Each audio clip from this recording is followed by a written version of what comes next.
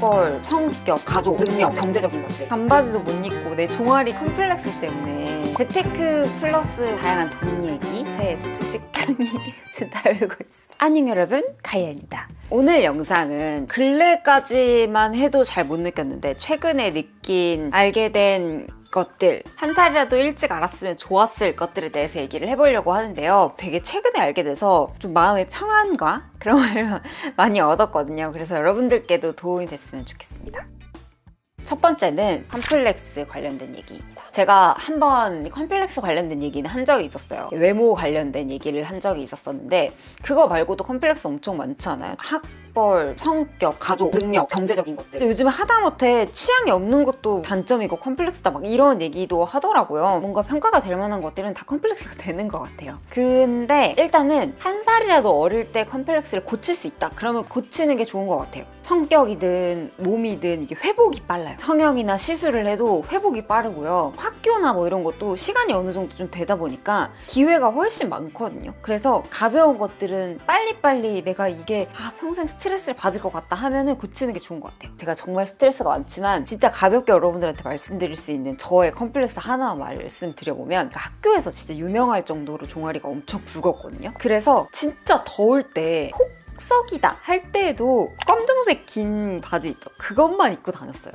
색깔도 다른 거 안 입고 청바지도 진짜 많이 안 입고 검정색 그거만 계속 입고 다녔는데 너무 더운 거예요. 진짜 여러분 그 한여름에 반바지도 못 입고 내 종아리 컴플렉스 때문에 진짜 그거를 안 입어보신 분들은 모른다. 근데 제가 종아리 보톡스라는 거를 알고 나서 처음에 맞고 나서 매일매일 작아지는 제 종아리를 보면서 너무 신기하고 시원한 거예요. 그리고 종아리가 드러나는 바지였던 거 치마였던 걸 입었는데 진짜 여름에 사람들이 이렇게 다 시원하게 하고 너무 시원하고 너무 좋고, 그리고 예전에는 이렇게 지나다니면서도 제가 제 종아리 막 보느라고 스트레스 받아가지고 그랬었는데 그거에 신경을 쓰지 않다 보니까 자유로워진 느낌이었어요. 와, 내가 진작 이걸 왜 하지 않았지? 막 이런 생각도 좀 들더라고요. 그래서 여러분들도 이렇게 가볍게 내 평생의 스트레스를 고쳐줄 수 있는 거라면 하시는 거를 추천을 드립니다. 단 너무 내가 멘탈이 와사삭 할 때, 그럴 때는 회복 이상으로 할 수가 있으니까 조심해야 되겠지만 그런 거를 꼭 말씀을 드리고 싶어요. 그리고 이거를 더 말씀을 드리고 싶었던 게 그 컴플렉스는 모든 사람에게 있고요. 그 컴플렉스의 중요도가 시간이 지날수록 많이 바뀌어요. 20대로 가면 그게 외모가 되고 나의 학벌, 나의 능력, 그리고 30대가 되면 나의 경제력, 40대가 되면 나의 경제력과 자식의 뭐 사람들마다 꼽히는 시기가 다 다르다. 이 얘기가 진짜 맞는 얘기고, 그래서 그 컴플렉스가 평생 갈 것 같지만 또 의외로 그렇게 평생 가지 않을 수도 있고요. 그리고 제가 진짜 많은 사람들을 만나면서 느낀 건데 진짜 성공했다? 와, 너무 부럽다 하는 사람들이랑도 보고 그랬었는데 여러분 실상을 보잖아요. 다 하나씩 있습니다. 자기만의 말할 수 없는 그런 컴플렉스들 하나씩 다 있어요. 진짜로. 많이 드러나냐 아니면 진짜 막 꽁꽁 숨기고 있느냐, 이 정도의 차이인 것 같아요. 제가 아는 분은 엄청 예쁘고 집도 되게 좋아요. 그리고 엄청 날씬하고 부부관계도 되게 좋고 인스타를 보면 완벽하고 너무너무 세상 부럽고 그런 사람인데 사실은 성격이 좀 부부관계가 그래서 좀 그렇다는 거예요. 우리의 마음 편하려고 정신승리로 이렇게 생각하는 걸 수도 있지만 진짜 인생이 너무너무 평평하고 모든 사람이 부러워할 만한 인생이고 그런 사람이 없었어요. 연예인 중에서도 그 사람이 오면 비가 그친다, 하늘이 내린 꿀팔자다 이랬는데 알고 보니까 자기만의 사정이 있었고 어떤 상황이 될 수도 있지만 그게 컴플렉스인 경우도 되게 많단 말이에요. 그래서 컴플렉스가 드러났을 때 나는 이런 컴플렉스를 가지고 있고 뭐 니네도 하나씩 있지 않니? 이렇게 생각을 하는 것도 이게 정신승리일 수 있지만 이게 사실이고 진짜예요. 그렇게 정신승리를 해야 일단 나아갈 동력이 생기고요. 좋은 데에 힘을 쓸 수 있는 그런 에너지가 생깁니다. 그래서 이거 진짜 중요한 것 같아요.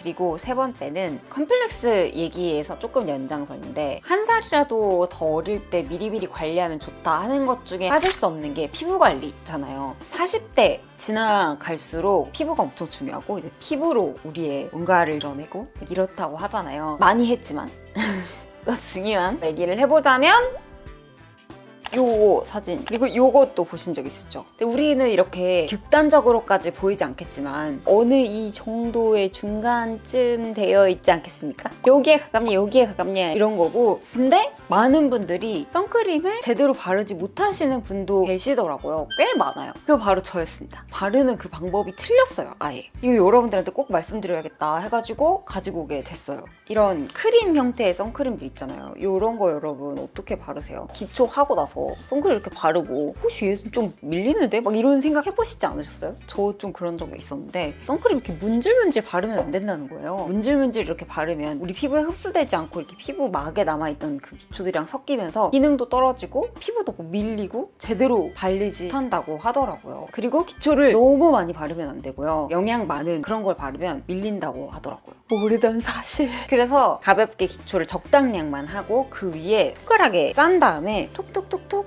톡톡톡톡 위에 쌓는다, 코팅을 시킨다는 생각으로 톡톡톡 2번을 발라서 흡수를 시키거나 위에 얹으라고, 붙이라고 하더라고요. 그러려면 선크림 종류도 좀 중요한데 오늘 함께 할 이 AHC 선크림은 무려 리치 언니가 개발에 참여했다고 합니다.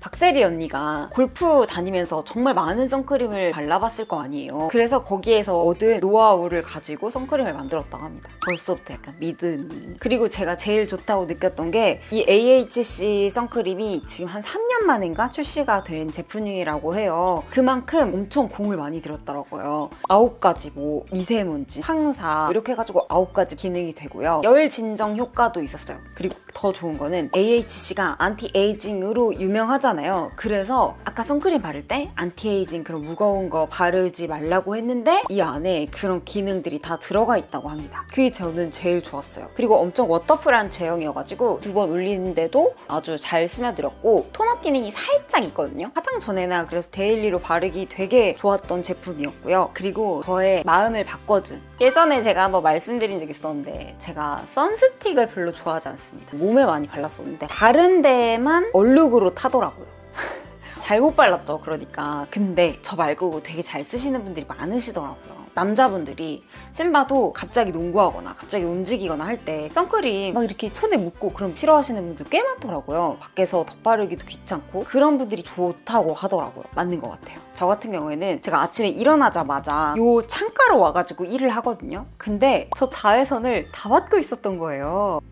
어쩐지 여름 되면 밖에 나가지도 않는데 타는 것 같은 느낌이 들지라고 생각했는데 창문을 넘어오는 것들, 구름을 넘어오는 것들, 자극이 되는 자외선들은 온다고 합니다. 근데 그럴 때마다 또 선크림 바르고 하는 게 잘 안 발라지더라고요. 근데 딱 창문 옆에다가 이 선스틱을 두고 이렇게 그냥 슉슉슉 바르고 흡수시키고 했더니 꽤 괜찮더라고요. 굉장히 가벼워서 선크림 바르는 거 너무너무 싫어가지고 안 바르시는 분들 있잖아요. 진입장벽 없이 쓰실 수 있는 제품이에요. 지금 소개해드린 이 선스틱은 지금 바로 구매가 가능하시고요. 선크림은 홈쇼핑에서 구매가 가능하다고 하시더라고요. 더보기란 참고해주시면 감사하겠습니다. 네 번째는 얘기를 안 할 수 없는 재테크 관련된 얘기입니다. 재테크 플러스 다양한 돈 얘기. 근데 제가 이런 얘기를 거의 안 했어요. 왜냐? 저도 잘 모릅니다. 저도 이걸 잘했으면 여러분들한테 빨리 얘기를 했겠지만 저도 잘 못하고 거의 하는 거라고는 뭐 적금, 주식 투자를 제가 했었는데 근데 제 주식량이 지금 다 울고 있어요. 나머지는 뭐 그냥 많이 하는 ETF 정도? 제가 이번에 결혼을 하면서 오피스텔 살이를 너무 하기가 싫은 거예요. 이제 결혼도 했으니까 좀 집을 알아보자 해가지고 알아봤는데 진짜 너무너무 비싸고 부동산 값이 올라갔다가 엄청 또 최근에 떨어졌잖아요. 그러니까 그냥 손 놓고 있어서는 안 되겠다 싶어가지고 제가 공부를 해야겠다 해가지고 공부를 제가 시작을 했어요. 그래서 강의를 들었거든요. 근데 그 강의를 제가 혼자 들으면 못 들을 것 같은 거예요. 그래서 무슨 스터디 같은 걸 신청을 해가지고 제가 그 자리를 나갔는데 너무 깜짝 놀랐잖아요. 20대이신 분들부터 60대이신 분까지 진짜 엄청 여러분이 나왔는데 엄청 다 사연이 많이 달라요. 부동산에 관심이 전혀 없고 집은 월세로 전세로 그러다 보면 어떻게 되겠지 해가지고 집을 구매를 안 하신 분들도 계시고 공부를 해가지고 어디 투자를 해가지고 막 몇십억을 버신 분들까지 있는 거예요. 진짜 존재하더라고요. 와 진짜 눈에 보이지 않을 뿐이지 이런 재테크에 대해서 관심을 갖는 분들이 꽤 많이 계시는구나 라는 생각이 들어서 띵 하는 생각이 들었어요. 물론 제가 그 뒤에 막 엄청 열심히 막 공부를 해가지고 돈을 진짜 많이 벌었다라고 말씀드리면 여러분들한테 노하우도 알려드리고 하면 너무 좋겠지만 저는 아직 강의를 완강도 하지 못한 상태입니다. 진짜 어디에 쓰는지도 모르게 쓰는 그런 돈들을 조금 아껴가지고 내가 관심은 어느 정도 가지고 있고 돈을 어떻게 언제까지는 모아야겠다 이거에 대해서 생각은 가지고 있어야 되는 것 같아요. 저는 결혼하기 전에 이런 거를 투자를 해볼 걸, 이런 게 너무너무 아쉬워요. 저도 늦지 않았다고 생각하지만 여러분들도 재테크나 이런 거에 관심이 아예 없더라도 하기는 해야지 라는 생각은 가지고 계시는 거를 추천을 드립니다. 5번째는 어떻게 보면 가장 중요하고 제가 최근에 느껴서 제 머리를 땡 하고 맞은 것 같았던 그런 얘기인데요. 말투와 마인드셋 관련된 얘기입니다. 제가 불평불만이 좀 많은 편이에요. 특히나 그런 거 있죠. 바꿀 수 없는 것들. 예를 들어 그런 거예요. 여자로 태어난 거, 나이가 많은 것, 뭐 그런 등등 있죠. 뭐 바꿀 수도 없는, 푸념을 해봤자 좋을 것도 없는 것들? 그런 것들인데, 결혼을 늦게 하고 임신을 이제 준비를 하면서 살을 찌웠잖아요. 증량을 조금 했거든요. 이제 임신을 잘하는 BMI가 존재를 한다 해가지고 제가 살을 조금 찌워가지고 이렇게 증량을 했는데, 근데 제가 그동안 가지고 있었던 저만의 뭔가 자부심과 아이덴티티 그런 것도 있고, 이제 봄이 되니까 예쁜 옷도 입고 싶고 예쁜 옷 입은 사람 보니까 막 부럽고 막 이러는 거예요. 그래가지고 그때부터 이제 제 입버릇처럼 나는 왜 여자로 태어나가지고 내가 내 몸 하나 내 마음대로 못하고, 운동하고 싶을 때 운동도 못하고, 다이어트 하고 싶을 때 다이어트도 못하고, 나는 왜 나이가 많아가지고 막 이런 생각을 하고 있더라고요. 그리고 제 말을 하고 있더라고요. 그러니까 엄청 불퉁불퉁거리고 그냥 될 대로 되는 대로 살아볼까 막 이런 생각도 들고 그러는 거예요. 근데 생각해보면 이거는 어쨌든 바꿀 수가 없는 거란 말이에요. 내가 여자로 태어나서 행복하게 살았던 시간도 분명히 있었고, 그리고 또 아기를 만약에 제가 낳게 된다면 진짜 남자는 경험해볼 수 없는 저만의 고유한 경험이고, 나이가 많아서 결혼해서 내가 그동안 누릴 수 있었던 것도 많이 누렸고, 진짜 많은 것들이 이렇게 있는데, 근데 저는 부정적인 거에만 이렇게 포커스가 돼가지고 그걸 불퉁불퉁하면서 얘기를 하고 있었던 거죠. 이거는 누가 도와줄 수도 없어. 남편도 뭘 해줄 수가 있겠어요. 그냥 서로 뭔가 분위기만 안 좋아지고 그럴 뿐이지. 뭐 얘기도 하루 이틀이고 한두 번이지. 이런 부정적인 에너지가 계속 나가니까 오히려 좋은 방향에서 생산적으로 그걸 할 수 있는 그런 에너지들이 없어지는 느낌이라고 해야 되나? 에너지는 한정적인데 내가 막 불평불만 하는 대로 막 이렇게 에너지가 나가니까 좋은 시간을 보내고 좋은 일을 하고 하는데 이 에너지가 이렇게 술술술술 줄어드는 느낌인 거예요. 근데 더 중요한 건 제가 이거를 발견을 하기 전까지도 제가 이런지 몰랐어요. 이런 습성을 가지고 있는지 몰랐단 말이에요. 물론 여러분들 중에는 저보다 현명하신 분들이 많으니까 그럴 생각 안 하시는 분들도 많으실지 모르겠지만, 저는 이런 거를 깨닫고 나서 되게 많은 깨달음을 얻었어. 일단은 뭐 바꿀 수 없는 거라면 그냥 해야죠 라고 생각을 하기도 하고, 장점도 있잖아요. 그런 거에 그러니까 눈을 계속 돌리려고 의식적으로 했거든요. 그랬더니만 생각하는 대로 살게 된다고 그게 되는 거예요. 전 예전에 이런 것도 약간 정신승리라고 생각하고, 너무 낙천적으로 생각하거나 긍정적으로 생각하는 게 약간 성장하지 못하게 방해하는 그런 요소라고 생각했거든요. 아니에요. 그 부정적으로 생각할수록 오히려 성장이 잘 안 되는 것 같고, 다 하나씩 있잖아요. 아까 컴플렉스에서 약간 이어지는 것 같은데, 내가 바꿀 수 있는 거는 바꾸되 내가 바꿀 수 없는 거는 긍정적인 면을 그냥 보고 버티고 그냥 살아가는 게 가장 좋은 것 같아요. 살다 보면 진짜 그럴 일들이 앞으로는 더 많다고 하더라고요. 그렇지만 내가 어떻게 생각하고 어떻게 사느냐에 따라서 나의 우주에 막 나의 세계에 이런 에너지들이 달라지는 거니까 그렇게 생각을 하시고 사는 게 좋은 것 같아요. 저는 지금까지 그런 생각을 못 해가지고 좀 아쉬운 시간들이 많습니다. 네, 그러면 오늘 약간 마인드적인 얘기와 살짝의 관리가 들어갔는데 제 영상이 어떻게 좀 도움이 되셨는지 잘 모르겠어요. 오늘 제 영상 봐주셔서 너무너무 감사하고요. 또 여러분들의 생각이나 한 살이라도 좀 더 빨리 했으면 좋았겠다 하는 마인드들 있으면 꼭 댓글 남겨주시고요. 저는 다음 영상에서 만나도록 하겠습니다.